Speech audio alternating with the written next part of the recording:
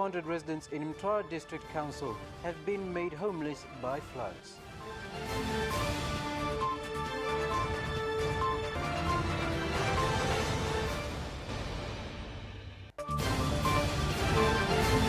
The Controller and Auditor General's report for 2021-2022 has been tabled in Parliament.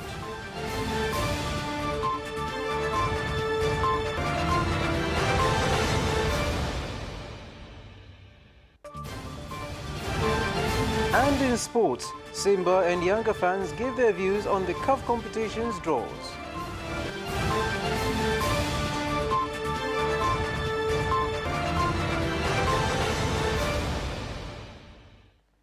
Good evening, ladies and gentlemen. This is Capital News at 9:30. My name is Carlos Banda. First, the national news.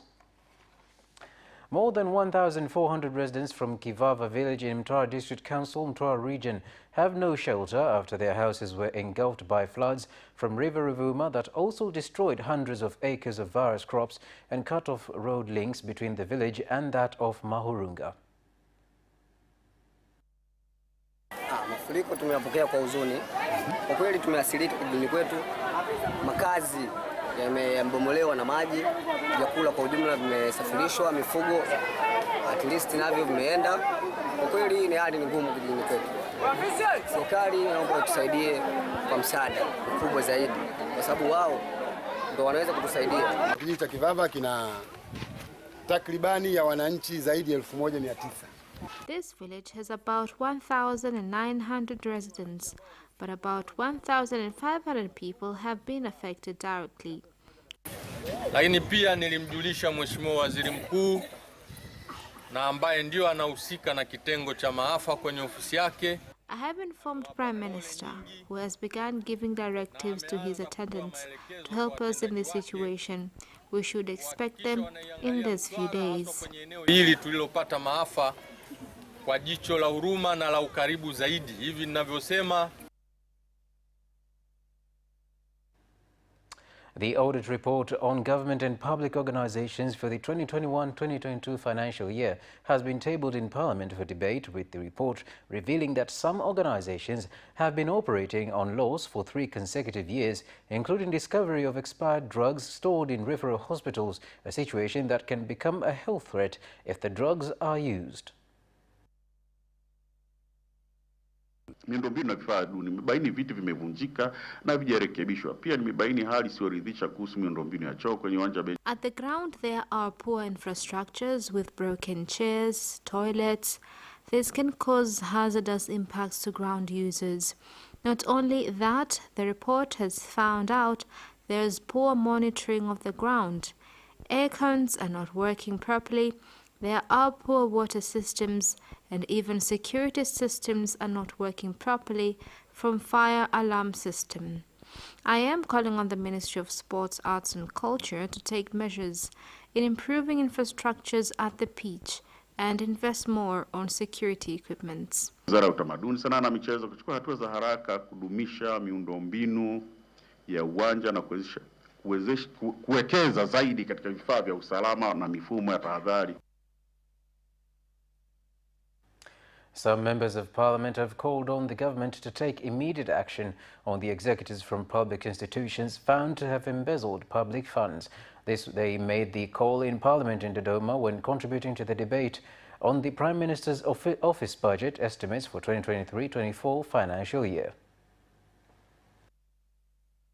Kuna malipo mengine madogo ambayo yanapotea ambayo hayamfikii Mheshimiwa Rais.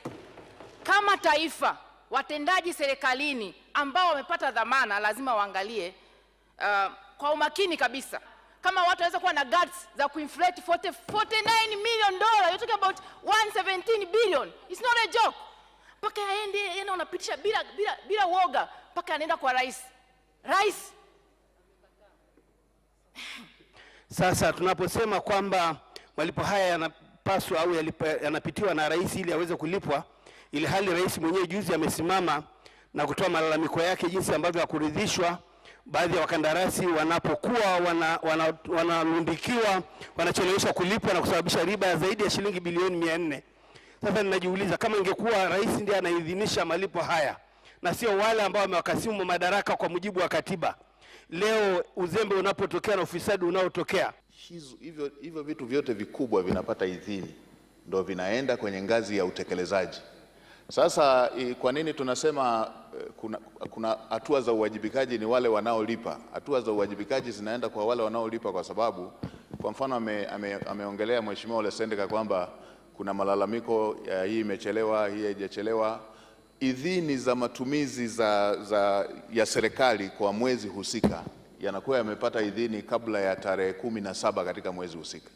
From there ni matumizi kwenda kwenye mafungu yanayohusika, ambako mlipaji mkuu anayetoa idhini ya hayo matumizi anakuwa katibu mkuu wa sekta.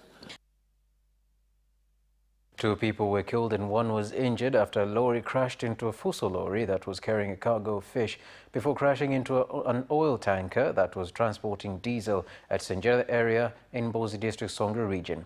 The accident occurred when the lorry's brakes failed on the steep of Senjele along the highway to Zambia.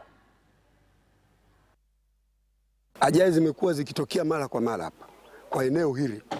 Ukiangalia ajali kama hii hapa, barabara ingekuwa imetanuka, isingeweza kutokea kwa sababu jamaa angeacha nafasi ili huyu jamaa mwenye container alipofeli apite. Sasa naye akashindwa. Kwa hiyo tatizo kubwa ni utanuzi wa barabara. Kama serikali ingeweza kuliona hili ili kunusuru maisha ya wanadamu. Japo serikali imejitahidi kupitia jeshi la polisi kuweka jamu ambayo magari makubwa yanapita, yana dakika ngapi tena yanafuata madogo. Kwa hiyo ukiangalia hapa, ingekuwa ni gari ya abiria, ingekuwa kilio kikubwa sana. Kwa hiyo nilikuwa naiomba serikali yetu ya Mheshimiwa Samia Suluhu, hasa ni rais wetu, alisikia hili tatizo, kwa sababu juu ya ajali hapa tumechoka kama wananchi tunaoishi hapa.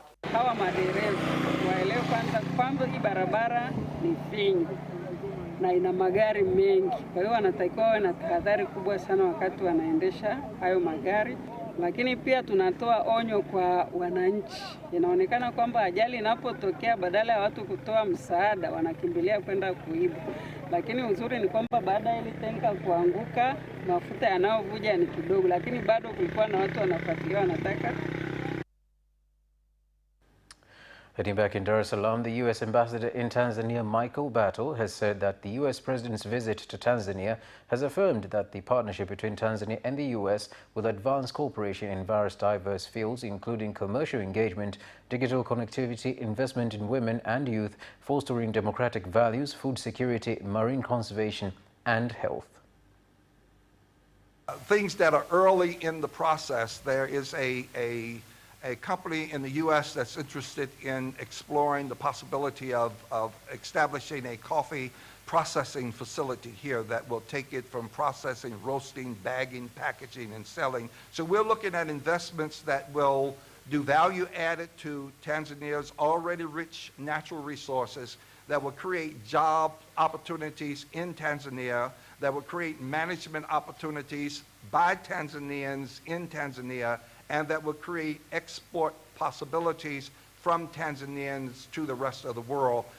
That process leaves wealth in Tanzania. That the vice president's impression was very, very positive, so energetic, so impressed with the level of creativity, innovation that is here in Tanzania. It was a theme across her visit as a whole, also in Ghana and Zambia, and really excited to partner with young people to unleash that potential. So I would say, first of all, it was very positive interaction and really energetic overall. I would also add that in addition to what the vice president is bringing, as the ambassador noted, our work here on her visit is building on over 60 years of partnership with the American people and the people of Tanzania. TDA provided a grant of $1 million to develop a feasibility study for increasing broadband access, which will help those startup communities access the internet at faster speeds, at lower costs. And that feasibility study from USTDA will help unlock over $1.4 billion in funding for expanding fiber optic networks across the East African region, unlocking development funds from multilateral development banks and international development institutions. On the matter of visa extension, Ambassador Battle encouraged the government of Tanzania to offer the same 5-year extension, as the U.S. will then apply its reciprocity policy towards the request. Tanzania was also commended for its transparency in handling of the Marburg outbreak and its containment, while also adding that Tanzania should continue to stay vigilant as outbreaks cannot be prevented, but they can be contained quickly if the right measures are applied. Tanzanians who are alive today because of PEPFAR. There are a million more of Tanzanians who have a better quality of life because of PEPFAR and what we do with malaria and what we do to help stem other diseases and bring them under control. Millions of Tanzanians are better educated today because of the money we spend in education. And when you really look at Nyereri's dream, it was not only about a strong nation, it was about a strong people. And a strong people have to be alive and healthy and able to contribute to the well-being of the nation. And that's what the U.S. has been doing for 60 years. That's what the U.S. will continue to do. Tanzania's most valuable resource is its people.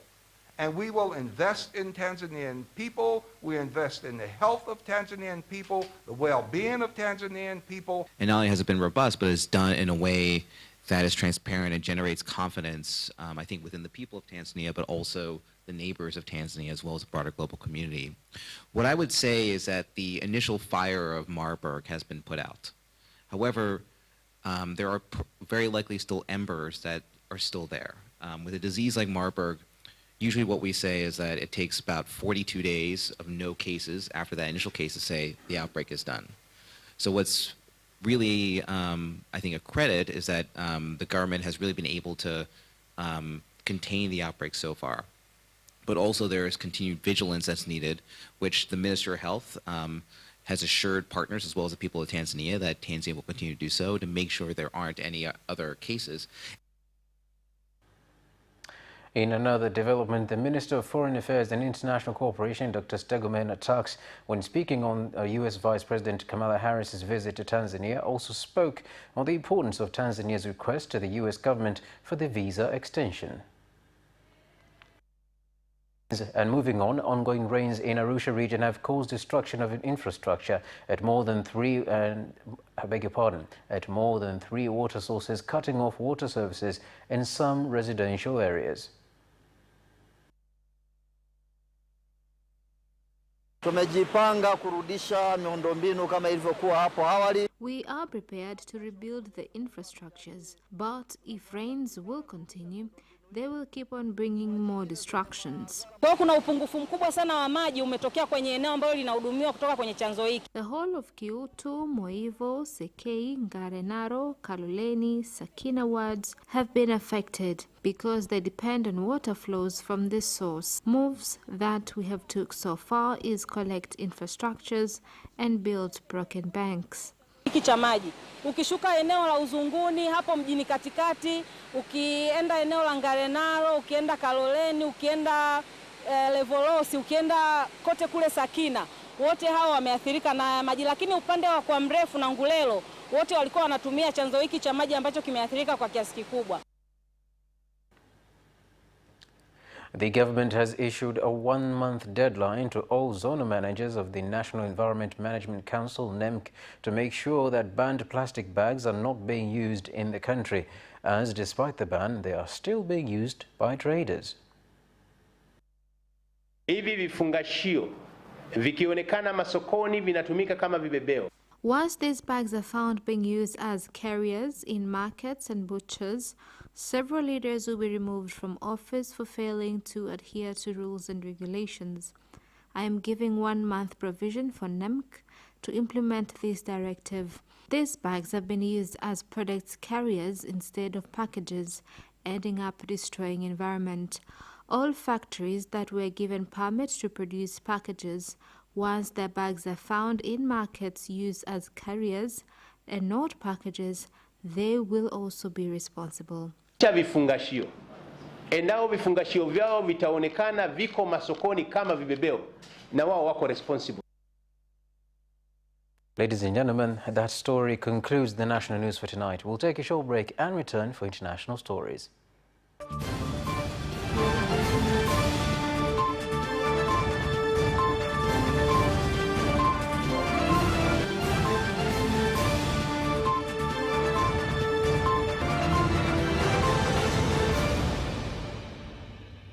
Welcome back, and time to look at news from around the world.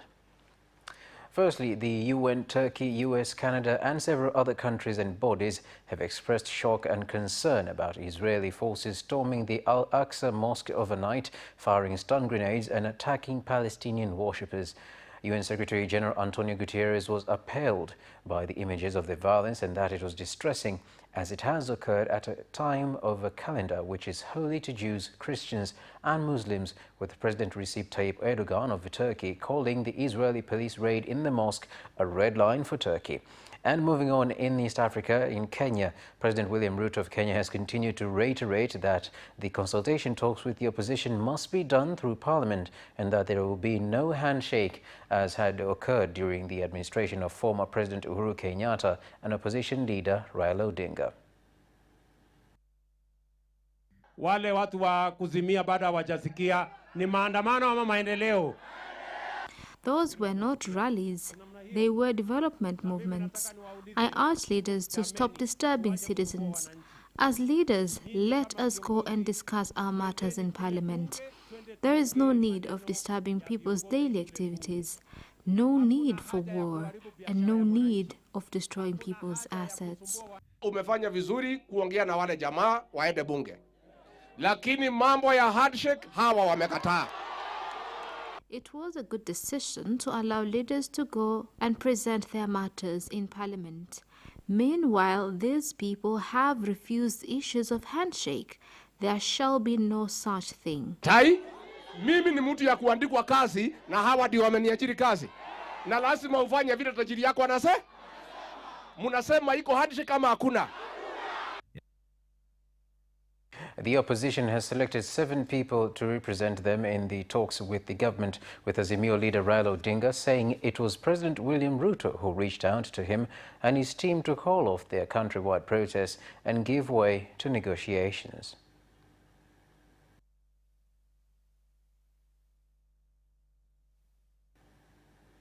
The President of France, Emmanuel Macron, has said that he is counting on his Chinese counterpart Xi Jinping to bring Russia to its senses over its war in Ukraine. The French president is on a 3-day state visit. Made clear on Thursday he is seeking to dissuade China from supporting Russia's invasion in Ukraine. In a joint statement, the two leaders also reaffirmed their opposition to the use of nuclear weapons in the conflict. And that, ladies and gentlemen, sums up the international news for tonight. We'll take a short break and return for business stories.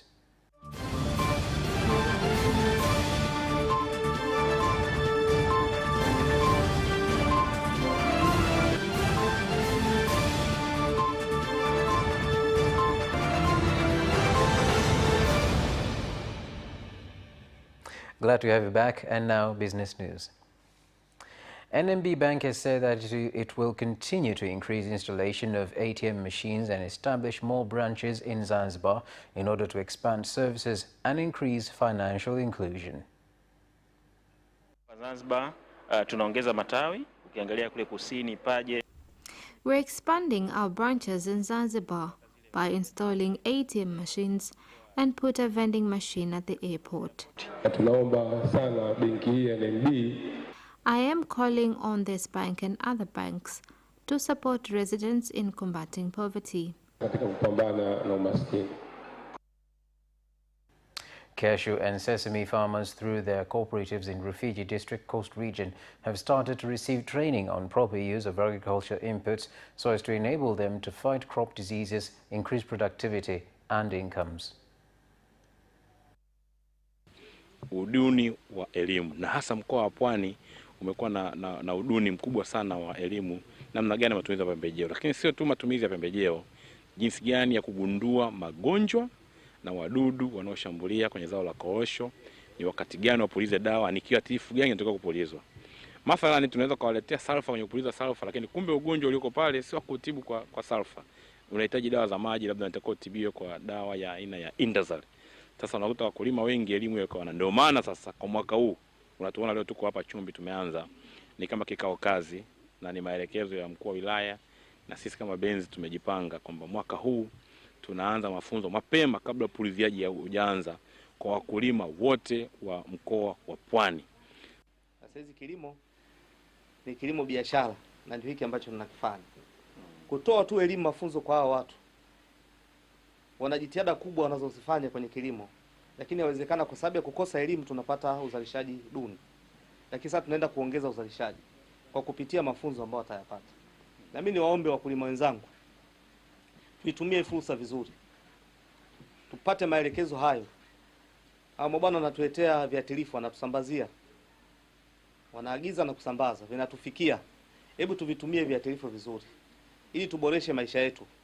Tutakapozalisha kwa tija, naamini kila mtu ataona umuhimu wa kujihusisha kwenye kilimo.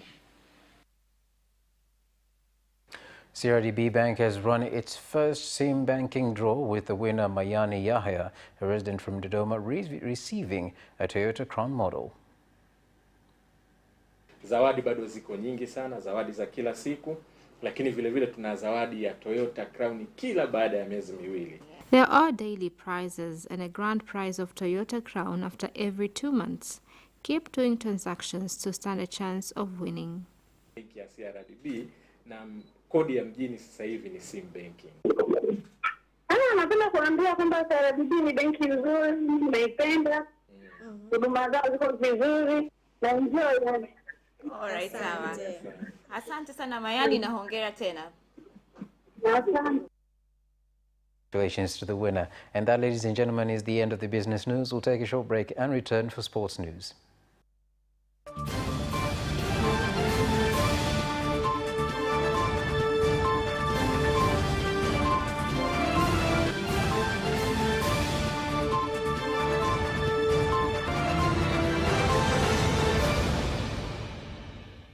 And now, sports news. In football, Simba and Yanga fans have voiced their reactions following the CAF Champions League and Confederations Cup quarter-finals draws. Mchezaji mmoja wa Yanga ana thamani ya kikosi kisima cha Rivers United. Kwa hiyo ni kitu ambacho tunaona kabisa kwenye hii michuano sisi tunavuka kwenda hatua ya nusu, kwa sababu draw tulikuwa tunaisubiri kwa hamu. Na huku tukiwa tunawaota kwamba wapinzani wetu yoyote kati ya wale watatu tunakwenda kulipiza kisasi. Tumeshazoea kuingia robo final mara nyingi. Tunasema huu ni wakati wa viongozi kuwaambia wachezaji wao, wana Simba wana kiu ya kuingia nusu finali na kucheza finali ya kombe la klabu bingwa barani Afrika. Hatuhitaji tena maneno. Tunajua wale wako kwenye level ya juu, lakini hata tembo unaweza ukamuua kwa kutumia sindano. Uwezo ukakimbia mita nyingi na kati mita ndogo hujaweza. Kwa hiyo Simba wanakimbilia kuloboba sinia zima na kati kwenye sahani wameshindwa. Umeelewa? Kama ligi ya ndani tu hapo anashika nafasi ya pili. Unaniambia mimi klabu bingwa, wewe uwe bingwa na katimia bingwa wako na shirikisho. Umeelewa? Doway Care Technology Company, who are the manufacturers of soft care feminine pads, have donated 35 million shillings with 20,000 pieces of pads to achieve the mission of donating female towels, being sponsorship of the fight between boxer Hassan Mwakinyo against South Africa's Katembo in the Dodoma region on April 23 this year. Kibali tayari tumeshampatia na hatua inayofuata ni kuomba vibali katika mamlaka zinazoendelea, yani kwa maana ya baraza la michezo. Baada ya baraza la michezo tutakwenda manispaa ya Dodoma kwa ajili ya kutii sheria za uendeshaji wa mchezo wetu hasa wa ngome za kulipwa. Kampuni yetu inahakikisha kwamba mtoto wa kike anaendelea kuhudhuria masomo, anabaki shuleni, anaendelea kuwa mwenye furaha, mwenye amani na anaweza wakati wote wa hedhi.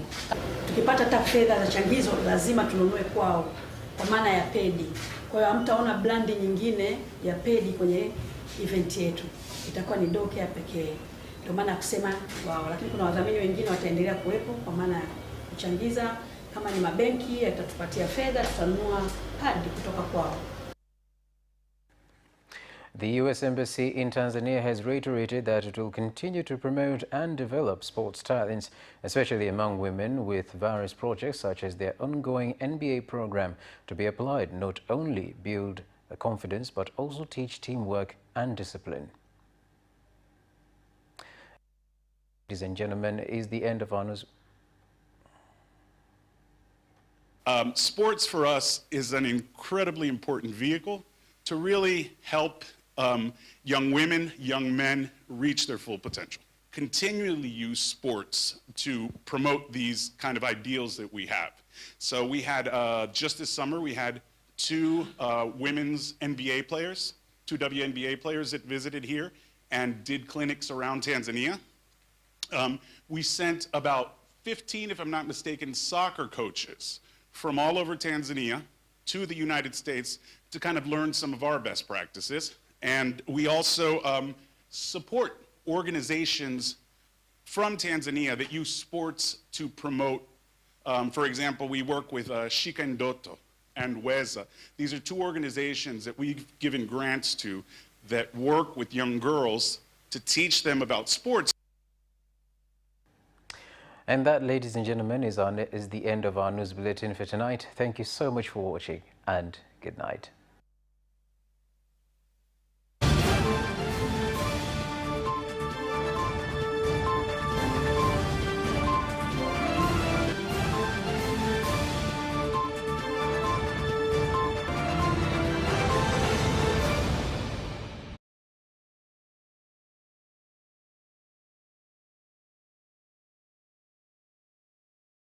Watch Capital News at 9:30 and get updated on what is happening in Tanzania and around the world on political, social, and economic issues and events, without forgetting business and sports news. You can get it all right here on Capital News at 9:30 from Monday to Friday on Zuku Channel 067, Digitech Channel 1103, and Facebook Capital Television Tanzania.